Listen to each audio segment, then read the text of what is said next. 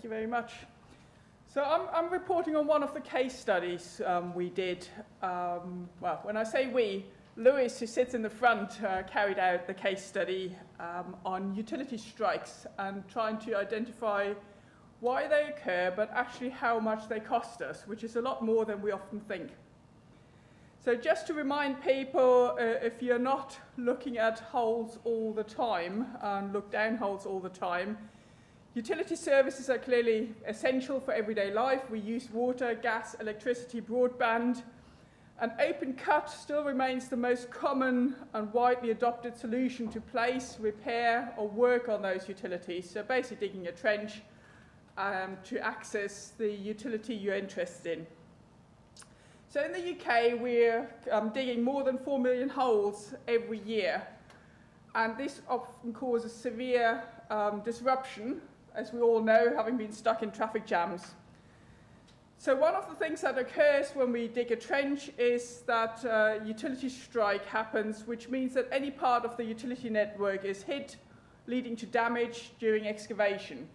Some people will call it a utility strike even if you didn't actually physically damage the asset and just actually hit it without damaging it, but that's slightly semantics, and different companies look at it very differently.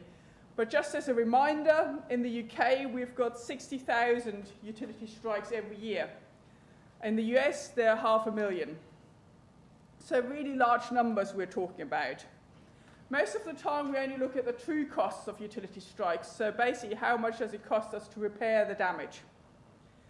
And that's the most common measure that's taken into account. But the idea of value capturing, of capturing the true costs of utility strikes, doesn't happen that often, and that means that alternative solution to open trench are actually not considered in, as favourably as an open trench solution, or open cut solution. So just again to remind people what utility strikes look like, there are a few examples here. This one here happened because there was water in the excavation itself, and they used an excavator bucket to get the water out. So they'd actually exposed the assets already, but then overnight it filled up with water, and then they decided to use the bucket to empty the water, and they damaged the cable that was in there because they basically couldn't see it, it was submerged. Another example on the other hand side is where high voltage cable was damaged, and that actually caused severe burns to the operative. So there's a lot of health and safety involved as well. Another two examples here. This one is quite interesting because it caused quite a lot of environmental damage because it was an oil-filled cable, and the oil spilled into the environment and caused significant major environmental impacts. One that happens quite often is a sort of low voltage 11 kV cable that gets struck most commonly. So what are the causes of utility strikes? Why do they happen? I'm not expecting you to necessarily be able to read the small print here, but if you look at it, they're sort of, we've grouped the causes into 4 categories. There's the sort of planning and programming of the work on site. There's also the competency and the training of the operator. There's the physical site condition. So, for example, has it rained? What's the ground condition? But also where are the cables? And also the excavation technique used.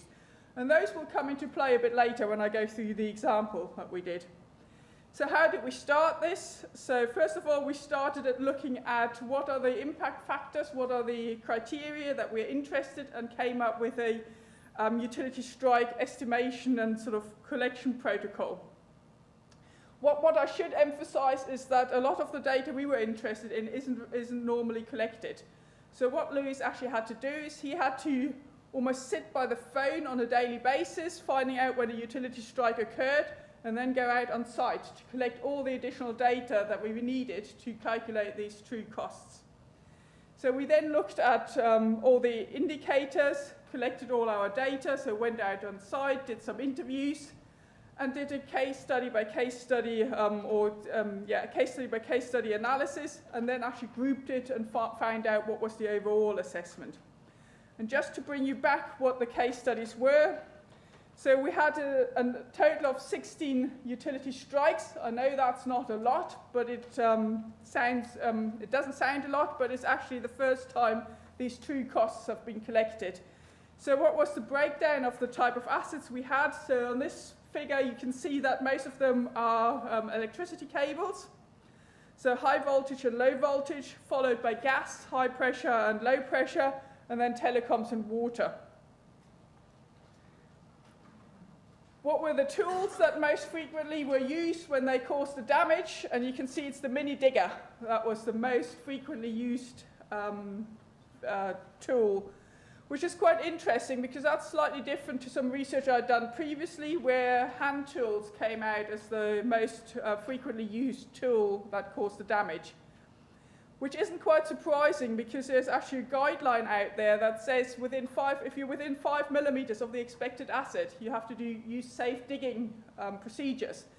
And most companies interpret safe digging as meaning hand tools. That's not actually what it says, but that's often what's used. So in this case, it was the mini digger that was the main culprit. So were drawings available prior to excavation? You can see in most cases, 15 out of our 16 cases, yes, they were available prior to excavation. Were they accurate, yes or no? So in 44% they were not accurate, so your statutory records were not accurate. There were 3 cases where there was no information on this, and 37 cases where, yes, they said they were accurate.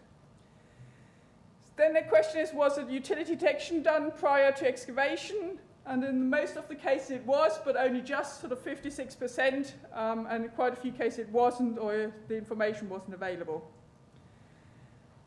This is quite interesting, was the cable or pipe encased in concrete, and you can see in 11 out of our 16 cases it was encased in concrete. So it's actually the top slab where the cable, the electric cable was encased in concrete, and they didn't spot it before they excavated. So that was the background to the case study. So what did we do? We split our costs down, our impact criteria, into direct, indirect, and social costs. And you can see in the table there what our cost indicators were.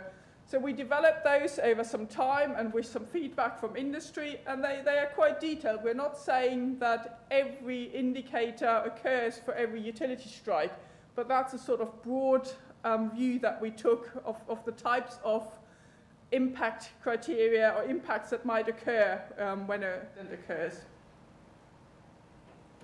So it's just some examples.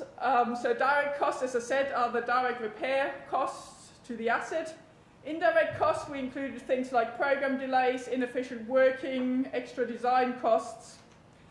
Social costs are quite interesting. Clearly we had impact on sort of local businesses, local services. So in the examples we looked at, we had a theatre closure. We had, that's actually not on there, we had a pub closure because they didn't have any water. And if they haven't got clean water, they can't supply you with alcoholic drinks either. But there was a lot of these sort of traffic delays that we looked at and the wider losses. So having looked at those 16 case studies, what was the sort of overall picture that we got? So here we're looking at the absolute costs of the utility strikes. So you can see there are quite a few of those utility strikes that had costs over £100,000 as in total costs, total true costs. I appreciate some of the smaller ones you can't quite see, but they are still quite significant. But what's quite interesting, so splitting them in those 3 cost categories, is that the social costs, so these are the sort of delays, closure to businesses, so the green ones in this case, actually dominate in the assessment. So to make this more visible, we've also looked at it where we normalized the data. So here you can see the data normalized for our 16 case studies, so you're losing the absolute total cost across the case studies. But what you can again see, looking at those 3 different categories, so direct repair costs, indirect costs, and social costs, that the indirect costs and the social costs, so those that are often not calculated or measured, dominate. So that's your orange and your grey on there. So the blue, which is the direct repair costs, in all cases was less than 50% of the overall true costs. And when we summed this up over all the 16 case studies, we came up with a staggering ratio of 29:1.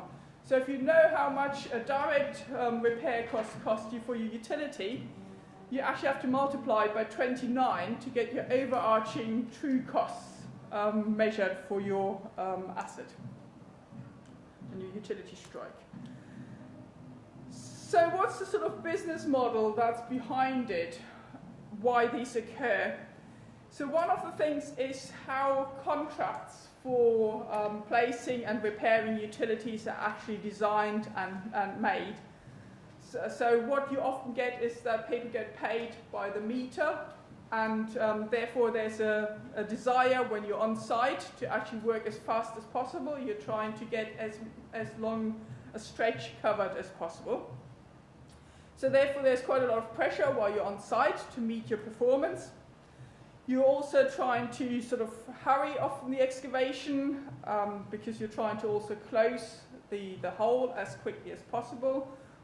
It's been in the news recently about utility companies paying for access to have access to do any street works operation in the street. The other thing is training, so whether a CAT survey was done just prior to excavation. So a lot of the stories that we heard is that the excavator was basically behind the person doing the CAT scan with the engine running, just waiting to excavate, and the person just did a very quick CAT scan just up front. So really what we are saying, that really needs to change, and we need to go to what's called a PAS 1-8 utility survey, where we actually do something up front and get much better information where our buried assets are. So really we need to try and break this model somehow. So what's the summary? What are the key factors? So as I said, we looked at the true costs of utility strikes. So that included our direct costs, social costs, and indirect costs. Just to remind you, some previous work I've done is where I tried to get some information about what are the direct costs, and we split this between the different asset types. So from there you can see that the water asset is often the cheapest. Electricity is often the highest, but the costs are still quite small. That's per incident. Fiber optics can be quite a lot higher, but it just depends. So with the 16 case studies we had this ratio of 29:1. So if you assume that you've got the 60,000 strikes that occur in the UK every year, and even if you look at an average direct cost of £500, so that's a sort of averaging the different types above, you end up with a staggering true cost of 870 million a year, which we just lose due to utility strikes. So that's quite powerful, and we can try and use this to instill some change in the way industry works. But one of the things that came out in our study is that the true costs are not really measured by industry really well.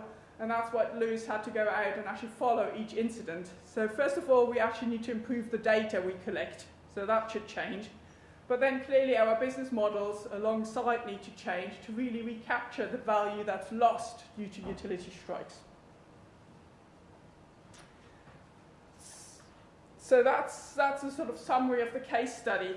Before I finish, I've got one plea though. I've got a PhD student who looks at underground space, which is sort of related to this, and if anybody's working in the underground space field or is interested in that, there's a list at the registration desk. If you can put your name and email address down, and therefore be allowed to be contacted by my PhD student Loretta, she would really appreciate this.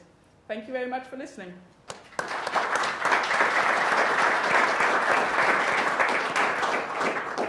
Thank you very much, Nicole. We've probably got time for one quick question for Nicole, if there are any. Yes?